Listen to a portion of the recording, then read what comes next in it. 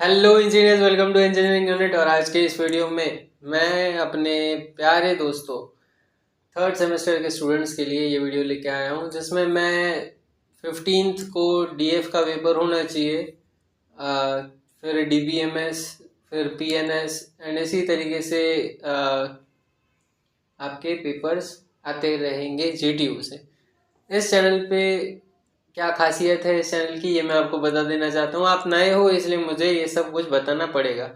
मैं यहाँ पे बैठ के आपके लिए 10-15 साल के सारे पेपर्स को समराइज करके, एनालाइज करके, उसके अंदर जितने भी इम्पोर्टेंट टॉपिक्स है जो आपके लिए इम्पोर्टेंट है, जो आपको काम आ सकते हैं, वो सारे के सारे टॉपिक्स मैं यहाँ पे आपको बताता हूँ। क्या पढ़ना है, क्या पढ़ने की ज़रूरत नहीं है। अगर एंड टाइम पे आप पढ़ना शुरू कर रहे हो तो कौन से टॉपिक्स आपको ध्यान में रखने हैं एंड करने ही हैं, ये सारी के सारी डिस्कशन मैं आपके साथ करता हूँ। एंड अगर आपका ये सब्जेक्ट अगर कंप्यूटर डिपार्टमेंट से हुआ तो मैं उसको पढ़ाने की भी कोशिश करता हूँ। सारे के सारे इम्पोर्टेंट टॉपिक्स मैं पढ़ाता हूँ, ठीक है। तो जैसे आपका डीएस डेटा स्ट्रक्चर का पेपर हो गया, डीबीएमएस का पेपर हो गया, अगर एक पर्टिकुलर रिक्वायरमेंट है वो अगर आप मेरे दोस्तों ने अगर पूरी कर दी तो मैं इन पे 1 शॉट वीडियोस लाऊंगा। 1 शॉट तो नहीं होगा, 2 शॉट समझ लो, पर टोटल 2 घंटे में या 2.5 घंटे में मैं आपको पूरा सिलेबस कंप्लीट करवा दूंगा। अब आप पूछोगे कि कोई इंसान 6 महीने का सिलेबस या 4 महीने का सिलेबस 2-3 घंटे में कैसे पूरा करवा सकता है। तो मैं इस तरीके से इस चीज़ को पूरा करवाता हूँ कि मैं सारे के सारे इम्पोर्टेंट टॉपिक्स जो मैं आपके साथ डिस्कस करता हूँ उन सब टॉपिक्स को मैं पढ़ाने की कोशिश करता हूँ, and that is in fast forward mode, right. उतना हम डिटेल्स में नहीं पढ़ते जितना ज़रूरी होता है, हम बस उतना ही पढ़ते हैं जितना आपको एग्ज़ाम में काम आएगा, उतने मार्क्स सिक्योर करने के लिए, ठीक है मेरे दोस्तों। शायद मैं नया हूँ आपके लिए तो आपका मुझ पर भरोसा नहीं होगा, ना आप भरोसा कर पा रहे होंगे। मैं बस इतना बोलूँगा कि आप मेरी पुरानी वीडियोस एक बार देख लो। मैंने 7th सेमेस्टर से शुरू किया था इस जर्नी को कि 7th सेमेस्टर वालों को मैं हेल्प करूँगा, एंड वो मेरी गलती तो नहीं, बट ऐसा कह सकते हैं कि एक सीख मिली कि वहाँ से वो लोग उतना पढ़ लिख चुके होते हैं कि हम पे भरोसा नहीं कर पाते, राइट। तो मैं इस बार बेस से शुरू करना चाहता हूँ। सेमेस्टर 3 से शुरू होता है मेन आपके कंप्यूटर के सब्जेक्ट्स, तो वो मैं पढ़ाना आपके लिए सिर्फ जीटीयू के लिए, राइट, जीटीयू ओरिएंटेड स्टडीज मैं आपको करवाना चाहता हूँ। तो पहले ये वीडियो देख लो, फिर डिसाइड करना सब्सक्राइब करना है नहीं करना है। मुझे पता है आप करके जाओगे क्योंकि मेरा कंटेंट इतना अच्छा है, आपको मार्क्स दिलाएगा, ठीक है। तो डिजिटल फंडामेंटल्स सब्जेक्ट है आपका, एंड सब्जेक्ट में इस साल इन लोगों ने अपना जो नाम है उसको बदल दिया है। आपका जो पुराना सिलेबस है उसमें से 1-2 यूनिट गायब कर दिए हैं, उनके जो टॉपिक्स थे उसको डिस्पर्स कर दिया है अलग अलग यूनिट्स में, एंड एक 7th यूनिट है शायद जो कि एकदम ही डिलीट कर दिया गया है। तो उन सब चीज़ों पे ध्यान न देते हुए जो आपके लिए इस साल इम्पोर्टेंट टॉपिक्स हैं वो मैं आपको बताता हूँ। आप भी मेरी तरह कंफ्यूज होंगे क्योंकि पुराने पेपर्स आपके काम नहीं आ सकते ऐसा आप सोच रहे होगे, बट ऐसा बिल्कुल नहीं है। पुराने पेपर्स आपको बहुत काम आ सकते हैं, एंड वो मैं इस वीडियो में प्रूव करके दिखाता हूँ। डिजिटल फंडामेंटल ये आपका सब्जेक्ट कोड, एंड ये चीज़ें चेंज हो गई है। तो मॉड्यूल मैंने 5 बनाए हैं जिसमें जो फॉलो करते हैं नया सिलेबस, प्योरली इंट्रोडक्शन पे जो कंप्यूटर ऑपरेशन नाम का यूनिट डाला है वो यूनिट का कुछ भी हमको दिया नहीं गया कि क्या आ सकता है। फिर भी मैंने मोस्ट लाइकली टॉपिक्स जो आपको पूछे जा सकते हैं वो मैंने इसमें ऐड किए हैं, एंड इसमें मैंने 8 से 10 पेपर का एनालिसिस किया है खुद से, एक एक क्वेश्चन को देख के। तो यूनिट 1 कंप्यूटर ऑपरेशन, ये फर्स्ट टाइम इंट्रोड्यूस किया गया है इस चीज़ को। इसकी फ्रीक्वेंसी 0 है, इसमें से कोई भी रिपीटेशन नहीं है क्योंकि it is just being expose to us right now. अब इंट्रोडक्टरी लेवल के क्वेश्चंस 2-3 मार्क्स में हम एक्सपेक्ट कर सकते हैं। क्वेश्चन 1 समझ लो, ए एंड बी, ठीक है। इसमें ब्लॉक डायग्राम पूछा जा सकता है, किसका, कंप्यूटर का, या फिर कंप्यूटर की बेसिक डेफिनेशन जैसे CPU, memory, input output, likely appearing in question 1 of the exam, जैसे कि मैंने आपको बताया। अब है मॉड्यूल 2। मॉड्यूल 2 हमें बताता है कि digital system and number system क्या होता है, राइट। उसका एनालिसिस जब मैंने किया तो यूनिवर्सल गेट्स आपको करके जाने हैं, 9 बार क्वेश्चन रिपीटेड है। यूनिवर्सल गेट्स आप समझ रहे हो, एंड और नॉट सारे के सारे आपको इम्प्लीमेंट करके दिखाने हैं नैंड के साथ, राइट। एंड और एंड नॉर गेट आपको नैंड का यूज करके इम्प्लीमेंट करना है। फिर NAND and NOR gates are universal gate, ऐसा प्रूव करना है। ये बहुत बेसिक क्वेश्चंस हैं एंड इसमें कुछ भी ऐसा नहीं है जो आप नहीं कर सकते। एंड ये क्वेश्चंस और में पूछे जाते हैं मैक्सिममली, बहुत ज़्यादातर।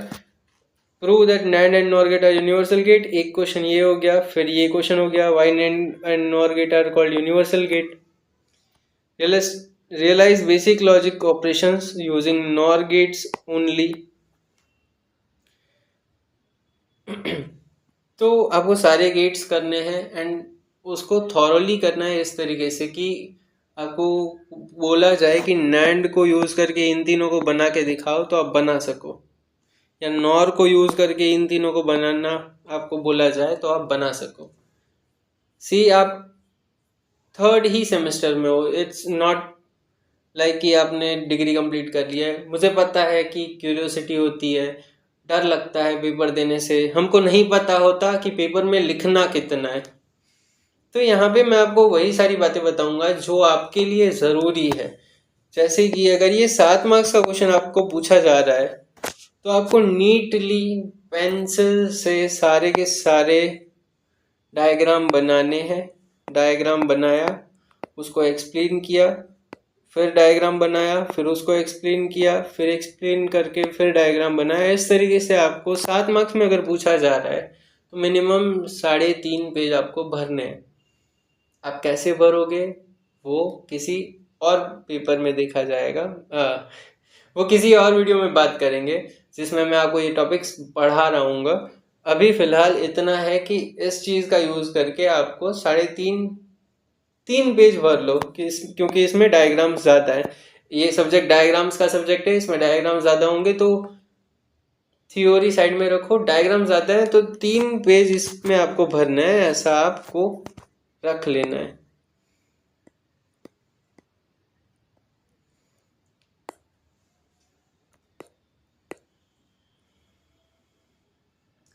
नंबर सिस्टम में आपको सब कुछ आना चाहिए, राइट।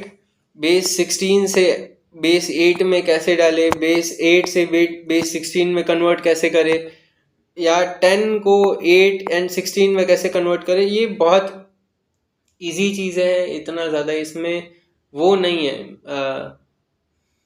इट्स लाइक कि 3 या 4 घंटे की मेहनत है, आप बस पढ़ लो सारे के सारे गेट्स एंड उसको वो आप एक नोट बनाओगे, राइट। 1 पेज का नोट होगा कि जिसमें आप लिखोगे कि इसमें से इसमें कन्वर्ट करने के लिए क्या करना पड़ता है।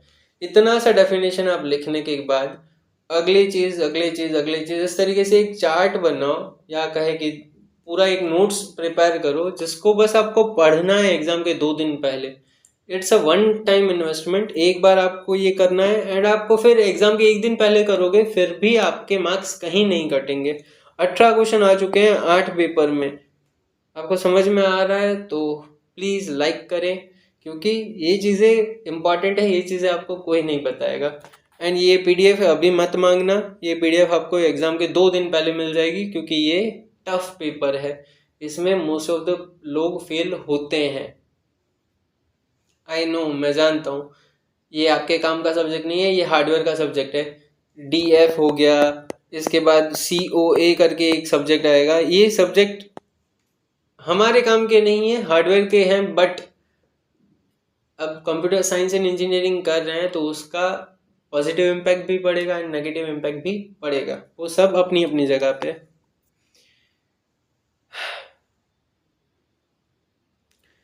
फिर आ गया टूज कॉम्प्लीमेंट। टूज कॉम्प्लीमेंट, हर एक चीज़ का आपको टूज कॉम्प्लीमेंट निकालना आना चाहिए। आपको इस तरीके से चीज़ दी गई हो तो भी, एंड आपको अगर बाइनरी में चीज़ दी हो तो भी टूज कॉम्प्लीमेंट कैसे निकालना है ये आपको पता होना चाहिए। ये ज़्यादा इसमें कुछ भी नहीं है, ये 30 मिनट का टॉपिक है। 30 मिनट में आप इतने क्वेश्चंस आराम से परफॉर्म कर सकते हो, क्योंकि 5 मिनट का लॉजिक है इसमें, बस 5 मिनट का लॉजिक लगाना है, बाकी टाइम आपको ये सारे क्वेश्चन सॉल्व करने में लगाना है बस। इतना ज़्यादा टफ पेपर नहीं है, बट पता नहीं क्यों थर्ड सेम में हम नए नए आए होते हैं, we don't know what we are doing, that's why हम फेल हो जाते हैं। एंड अगर आप फेल भी हो जाते हो दैट्स ओके, उससे कोई फर्क नहीं पड़ता। आपका overall CGPA will be determined only and only based on your last 4 semester.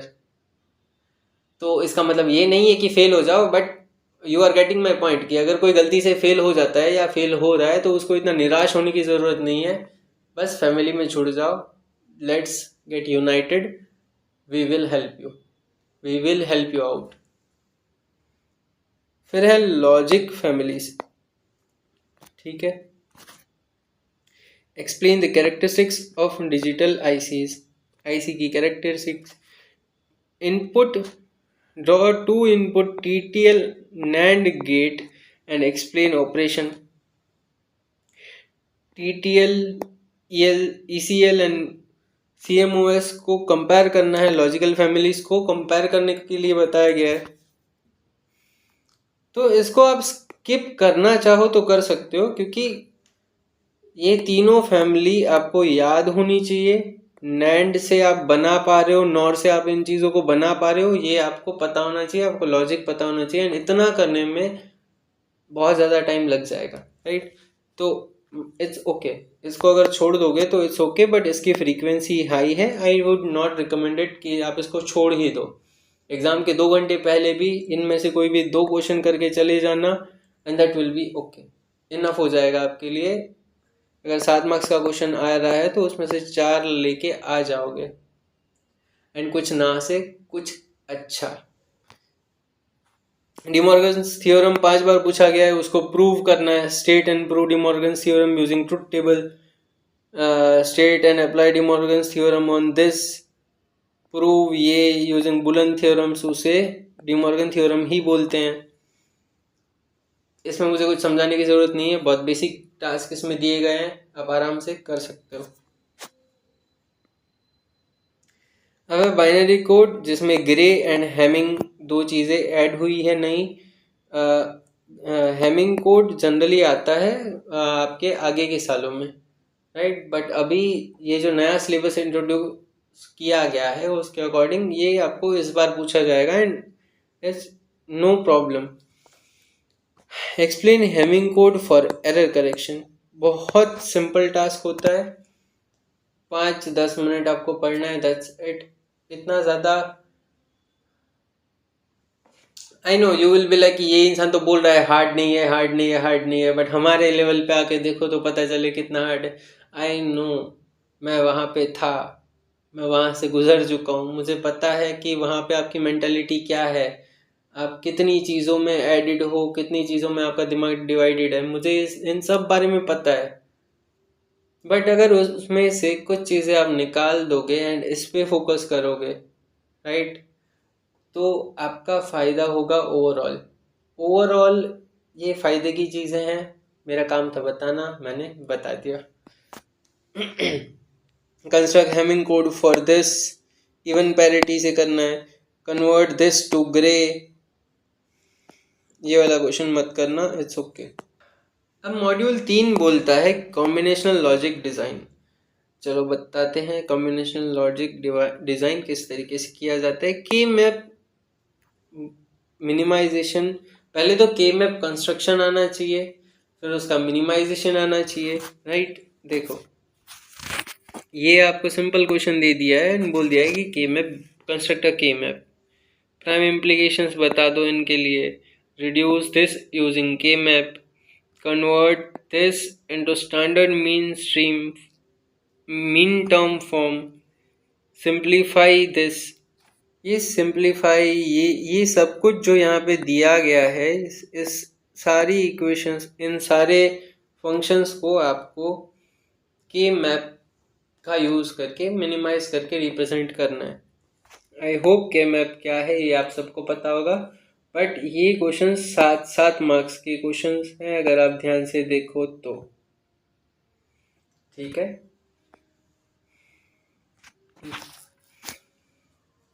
It's not easy, it's very unpredictable subject, but मैं आपको वो सारे इंपॉर्टेंट टॉपिक्स बता रहा हूँ जो आपको छोड़ के नहीं जाना है। इतना इम्पोर्टेंट है कि आपको क्या छोड़ के नहीं जाना है ये आपको पता हो। अरिथमेटिक सर्किट्स में एडर्स, फुल एडर हो गया, हाफ एडर हो गया, 4 बिट पैरेलल बाइनरी एडर हो गया, ये मेरा फेवरेट टॉपिक था एंड आज भी है। ये मुझे आता है, मैं आपको पढ़ाना चाहता हूँ, बस I just can not explain BCD adder using 2 4-bit adders, full adder using decoder and multiplexer, logic diagram for 1-digit BCD adder, truth table for half adder, half subtractor, half adder and full adder compare। In short आपको दोनों प्रकार के adder करके जाने हैं। ये एक ऐसा इलॉजिकल क्वेश्चन पूछा है, ये समर का पेपर होगा उसी में पूछा होगा, I am most probably sure, but इसको अगर आप इग्नोर कर दो तो बाकी सारे क्वेश्चन नॉर्मल हैं। 4 bit parallel binary adder, full adder, half adder and half subtractor, बस इतना ही पूछा गया है। 4 टॉपिक मैंने आपको बता दिए जो आपको 7 मार्क्स दिलाएंगे, राइट। आप किस चीज़ के लिए प्रिपेयर कर रहे हो ये आपको पता होना ज़रूरी है। मल्टीप्लेक्सर आपको करना ही है क्योंकि आपको दे दिया जाएगा, उसको मल्टीप्लेक्सर का यूज़ करके इम्प्लीमेंट करना है। सारी जगह इम्प्लीमेंट एंड मल्टीप्लेक्सर दिया गया है एंड 6 की फ्रीक्वेंसी है 8 पेपर में से, दैट्स वेरी हाई। आपको समझना चाहिए ये कितना इम्पॉर्टेंट है। फिर कोड कन्वर्टर,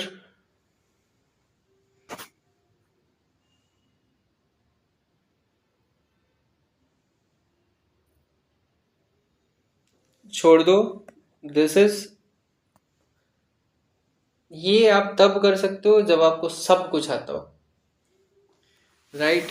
कोड कन्वर्टर, एक सर्किट आपको बनाना है, सर्किट डिज़ाइन करना है जो आपको हवा में नहीं आएगा।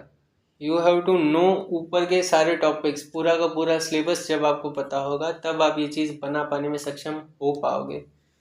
इसलिए मैं आपको ये रिकमेंड नहीं करता हूँ। मैं आपको इजी चीज़ें दे रहा हूँ जो आपको ग्रास्प करने में टाइम कम लगे एंड आप उसका यूज़ बहुत जल्दी कर पाओ।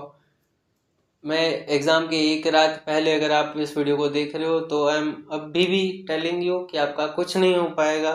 देयर आर 70% चांस कि आप फेल हो जाओ, 70% चांस है कि आप फेल हो सकते हो, बट हमको लड़ना है उस 30% के लिए, राइट। JTU में भी आपको 30% के लिए लड़ना है। बस 23 मार्क्स बस, and you will be pass. And ये आपके काम का सब्जेक्ट नहीं है, तो अगर आप इससे डर भी रहे हो तो डरने की जरूरत नहीं है। It's okay, it's literally okay, ठीक है। चलो,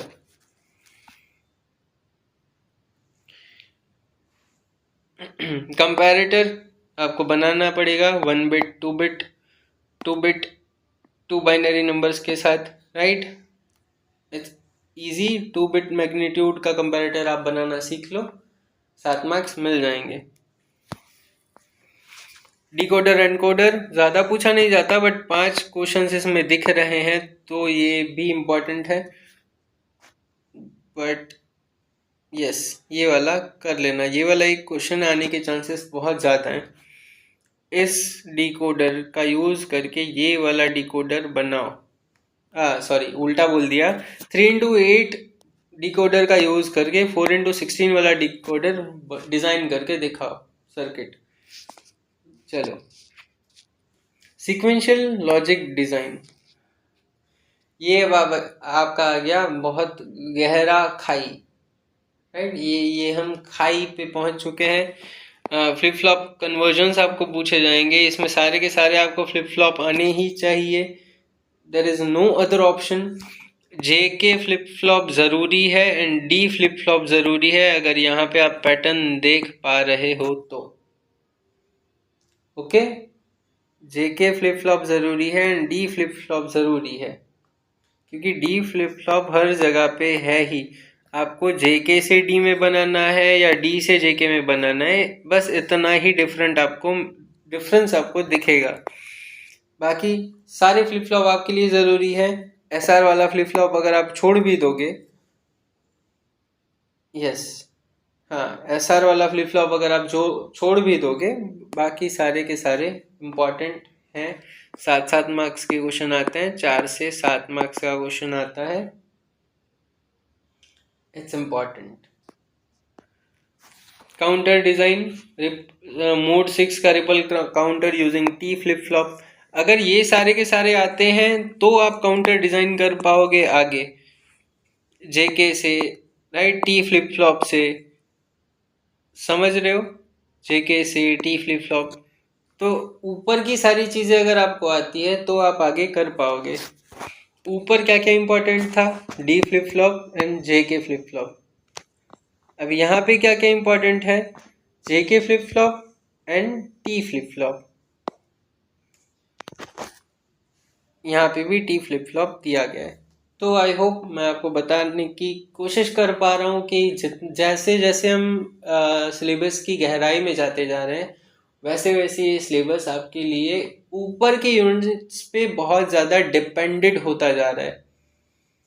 तो या तो पूरा का पूरा सिलेबस करना, या तो आप जहाँ छोड़ दो वहीं तक सिलेबस करना। उसके आगे कुछ करने की कोशिश करोगे, खिचड़ी बन जाएगी, फिर हलवा बन जाएगा।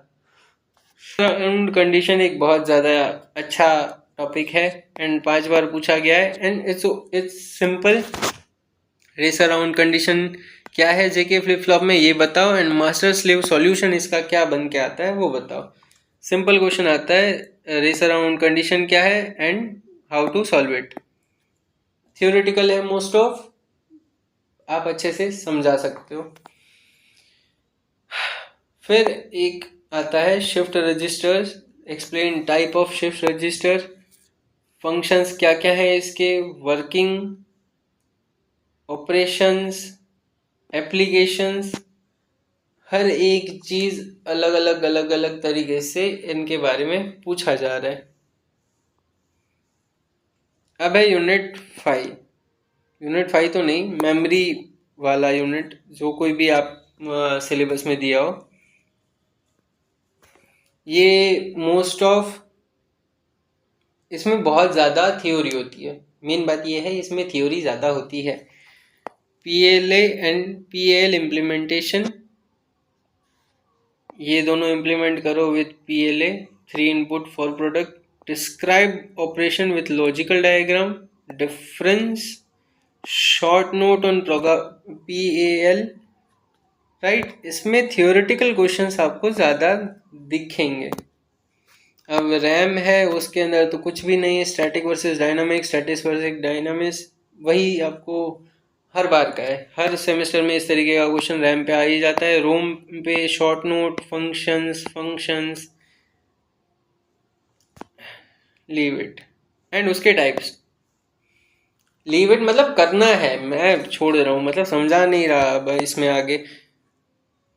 ये मेरे थोड़ा ऊपर से जा रहा है क्योंकि प्रोग्रामेबल गेट एरे है, राइट। ये चीज़ें हमारे सिलेबस में नहीं थी, तो ये पूरा का पूरा ब्लॉक अगर आपको इजी पड़ता है तो आप कर सकते हो, हार्ड पड़ता है इट्स ओके। एक रात पहले अगर आप वीडियो देख रहे हो तो don't mind it, just do your best and कल कॉन्फिडेंस से जाके एग्ज़ाम देना, ज़्यादा मैटर नहीं करता ये सब चीज़ें। ये रहा यूनिट 7 इन लोगों ने निकाल ही दिया था, तो उसके बारे में बात नहीं करना, मतलब बात करने का कोई मतलब नहीं है। एंड मेमोरी ऑर्गेनाइजेशन के बारे में 2 ही क्वेश्चन आए हैं, 3 आए हैं, सॉरी ये मेरी टाइपिंग मिस्टेक है, but it's not that important, तो इसको छोड़ ही देते हैं। चलो तो पेपर खत्म हो गया, सारे यूनिट मैंने आपको ढंग से समझा दिए। ज़्यादा टेंशन मत लेना, आराम से कल पेपर देने जाओ, फ्रेश माइंड से सुबह गाना सुनते हुए जाना, अपना मन पसंदीदा नाश्ता करते हुए जाना। इट्स ओके, माइंड पे इतना लोड मत लेना, जितना लोड लोगे उतना इसमें आप प्रॉब्लम करोगे, सर्किट बनाने में प्रॉब्लम करोगे, एंड वो problems will cost you marks जो हम अफोर्ड नहीं कर सकते, राइट। तो ऑल द बेस्ट मेरे दोस्तों, मैं चाहता हूँ कि आप बहुत अच्छा करके आए। एंड हाँ, आगे भी इसमें वीडियो आएगी डेटा स्ट्रक्चर पे, DBMS पे। एंड अगर आप मेरा साथ दोगे, 500 सब्सक्राइबर से ज़्यादा अगर आप करवा दोगे, तो मैं वन शॉट में वो सारी चीज़ें आपको पढ़ाऊँगा, क्योंकि वो मेरे सब्जेक्ट हैं, मेरे दिल के बहुत करीब हैं। DBMS जस्ट मैंने एक क्लास को पूरा का पूरा पढ़ाया है, एंड मेरे पास सब कुछ है कि मैं आपको सब कुछ करवा सकता हूँ। ठीक है, मिलते हैं अगले लेक्चर में। All the best.